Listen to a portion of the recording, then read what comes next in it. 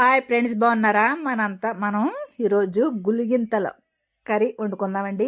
ఈ గులిగింతల కర్రీ అంటే చాలా బాగుంటుంది. సముద్రం చేపలండి ఇవి. ఇవి కాకినాడ మా ఊళ్ళో ఒకళ్ళు వెళ్తే వాళ్ళ చేత తెప్పించానండి. చాలా బాగున్నాయి, గట్టిగా మంచి బాగా వచ్చినాయండి. తాజా చేపలు.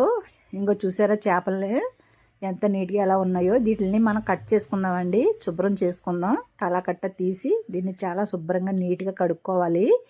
సముద్రం చేప చాలా బాగుంటుంది. ఇదిగోండి కడిగేసాం, నీట్గానే చేసుకున్నామండి. చేపల్ని చాలా బాగా కడిగాను, తెల్లగా ఉన్నవి చూడండి. ఈ కర్రీ చాలా బాగుంటుంది, పిల్లలకి కట్టెట్టచ్చు. దీన్ని ఎలా వండాలో చూద్దాం. పొయ్యి మీద మనం బండి పెట్టుకుని కొంచెం ఆయిల్ పోసుకుని ఒక 2 ఉల్లిపాయలు 2 పచ్చిమిరపకాయలు కోసి బాగా ఎర్రగా వేపుకోవాలండి. చాలా బాగుంటుంది కర్రీ, అందరూ తినొచ్చండి. ఇది చిన్న పిల్లలతో సహా పెట్టచ్చు. సీ ఫుడ్ కదా, చాలా ఇప్పుడు తినమని అందరూ చెప్తున్నారు, సముద్రం చేపలు తినమని. కొంచెం ఉప్పు, అంటే ఉల్లిపాయలు మగ్గటం కోసం ఉప్పు ముందే వేసేస్తున్నాను. కొంచెం పసుపు, తగినంత కారం వేసి కొంచెం వేపుకుందామండి. ఇది కొంచెం వేపి చాలా బాగుంటుందండి ఈ కర్రీ. ముళ్ళు కూడా పెద్ద ఎక్కువేమి ఉండవండి ఇందులో, గులగంతల్లోని.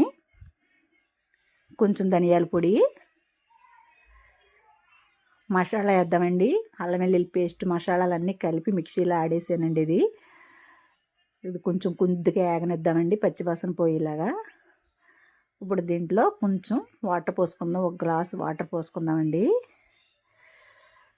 వాటర్ వేసి కొన్ని చుక్కలు వేద్దాం, చాలు, సరిపోతాయి. చేపల్లో పెద్దగా వాటర్ ఏం పెద్ద పట్టదండి. ఇంకా గులిగింతలు శుభ్రం చేసుకున్నవన్నీ దీంట్లో వేసేద్దామండి.